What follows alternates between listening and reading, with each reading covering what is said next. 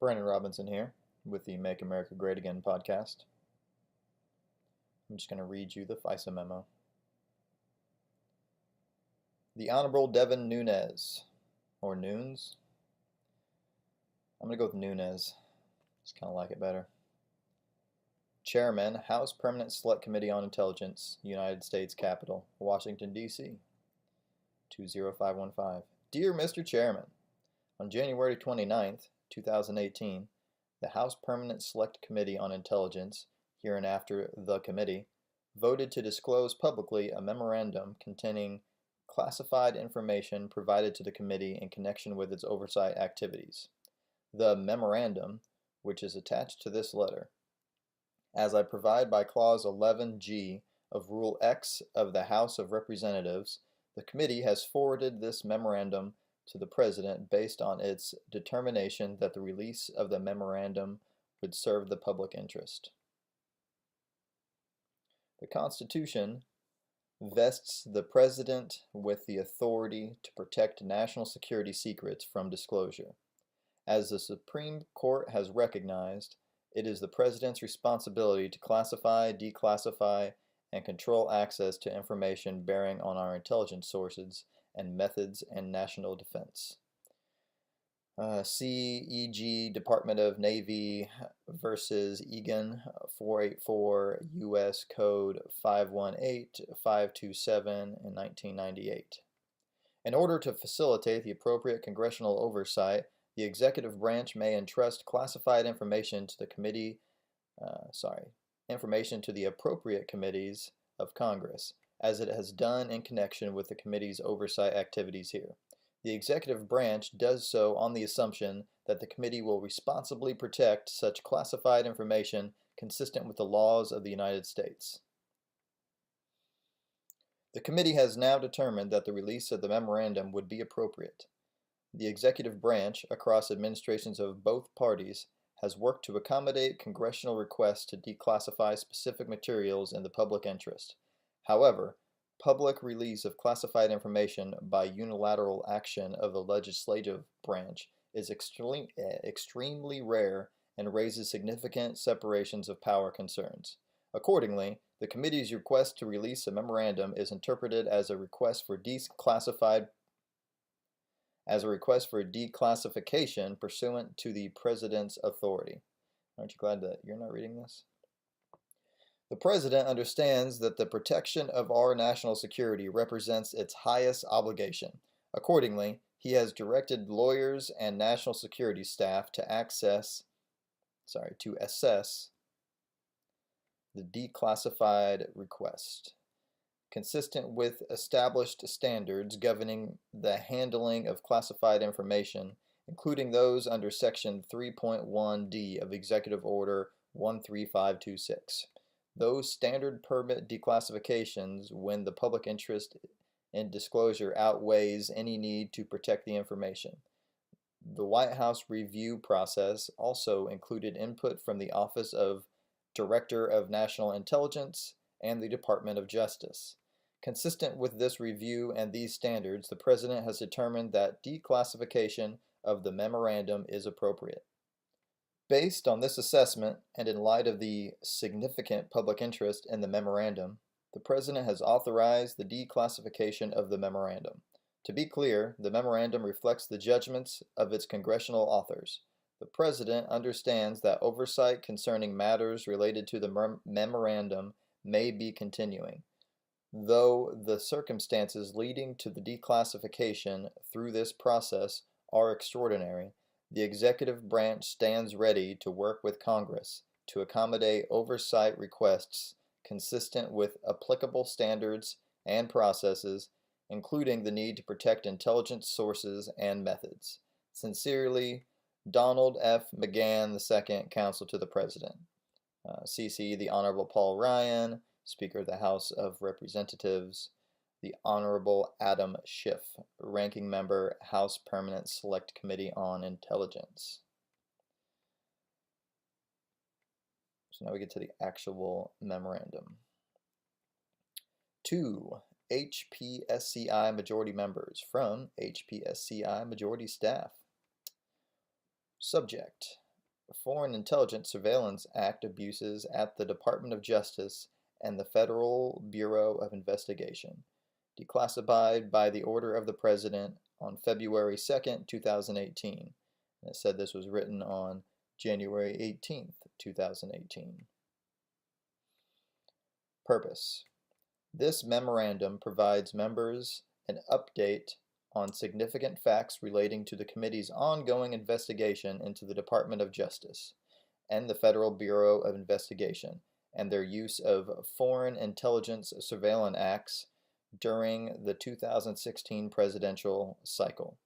Our findings, which are detailed below, 1. Raise concerns with the legitimacy and the legality of certain DOJ and FBI interactions with the Foreign Intelligence Surveillance Court, and 2. Represent a troubling breakdown of legal processes established to protect the American people from abuses related to the FISA process. Investigation update. On October 21, 2016, DOJ and FBI sought and received a FISA probable cause order not under Title VII, authorizing the electronic surveillance of Carter Page from the FISC. Page is a U.S. citizen who served as a volunteer advisor to the Trump presidential campaign. Consistent with requirements under FISA, the application had to be first certified by the director or deputy director of the FBI. It then required the approval of the Attorney General, Deputy Attorney General, or the Senate-confirmed Assistant Attorney General for the National Security Division. The FBI and the DOJ obtained one initial FISA warrant targeting Carter Page and 3 FISA renewals from the FISC. As required by Statute 50 U.S.C. 1805 D1, a FISA order on an American citizen must be renewed by the FISC every 90 days, and each renewal requires a separate finding of probable cause. Then Director James Comey signed 3 FISA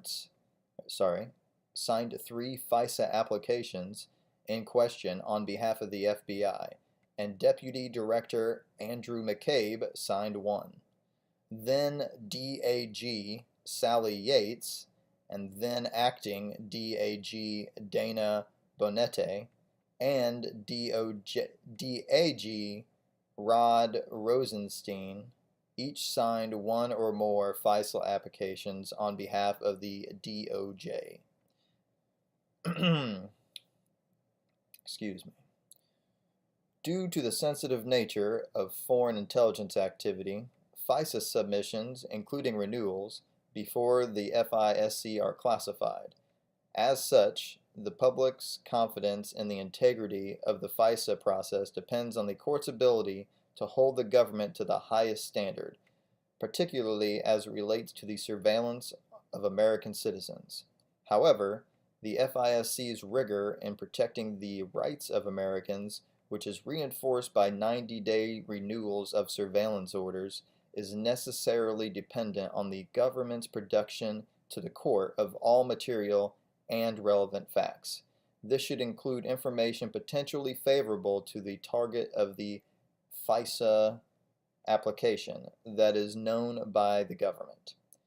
In the case of Carter Page, the government had at least 4 independent opportunities before the FISC to accurately provide an accounting of the relevant facts. However, our findings indicate, as described below, material and relevant information was omitted. The dossier compiled by Christopher Steele on behalf of the Democratic National Committee and the Hillary Clinton campaign formed an essential part of the Carter Page FISA application. Steele was a longtime FBI source who was paid over $160,000 by the DNC and the Clinton campaign via the law firm Perkins Coie and research firm Fusion GPS to obtain derogatory information on Donald Trump's ties to Russia. Neither the initial application in October 2016 nor any of the renewals disclose or reference the role of the DNC, Clinton campaign, or any party campaign in funding Steele's efforts, even though the political origins of the Steele dossier were then known to the senior DOJ and FBI officials.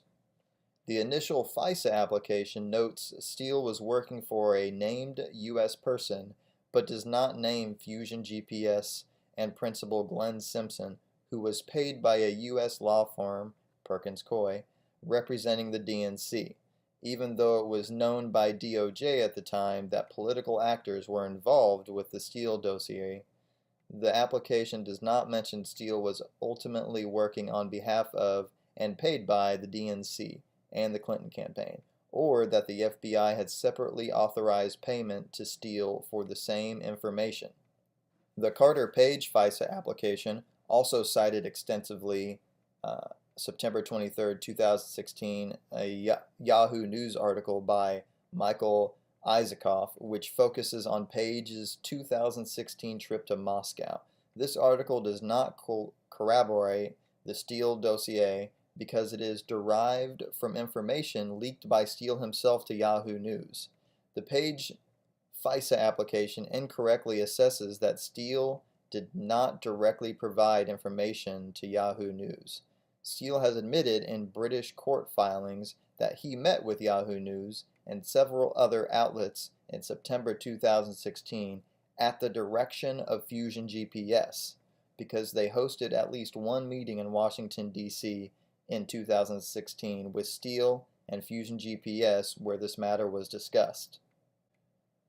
Steele was suspended and then terminated as an FBI source for what the FBI defines as the most serious of violations, an unauthorized disclosure to the media of his relationship with the FBI in an October 30, 2016 Mother Jones article by David Korn. Steele should have been terminated for his previously undisclosed contacts with Yahoo and other outlets in September, before the Page application was submitted to the FISC in October. But Steele improperly concealed from and lied to the FBI about those contacts. Steele's numerous encounters with the media violated the cardinal rule of source handling, maintaining confidentiality, and demonstrating that Steele had become a less than reliable source for the FBI. Before and after Steele was terminated as a source, he maintained contact with DOJ via then Associate Deputy Attorney General Bruce Ohr, a senior DOJ official who worked closely with the Deputy Attorney General Yates and later Rosenstein. Shortly after the election, the FBI began interviewing Ohr, documenting his communications with Steele, and for example, in September 2016, Steele admitted to Ohr his feelings against then-candidate Trump when Steele said he was, quote, desperate that Donald Trump not get elected and was passionate about him not being president. This is clear evidence of Steele's bias, and it was recorded by Ohr at the time and subsequently in official FBI files, but not reflected in any of the Page FISA applications. During this time, Ohr's wife was employed by Fusion GPS to assist in the cultivation of opposition research on Trump. Ohr later provided the FBI with all of his wife's opposition research, paid for by the DNC and the Clinton campaign via Fusion GPS. The Ohr's relationship with Steele and Fusion GPS was inexplicably concealed from the FISC. According to the head of the FBI's Counterintelligence Division, Assistant Director Bill Priestap, corroboration of the Steele dossier was in its infancy at the time of the initial Page FISA application.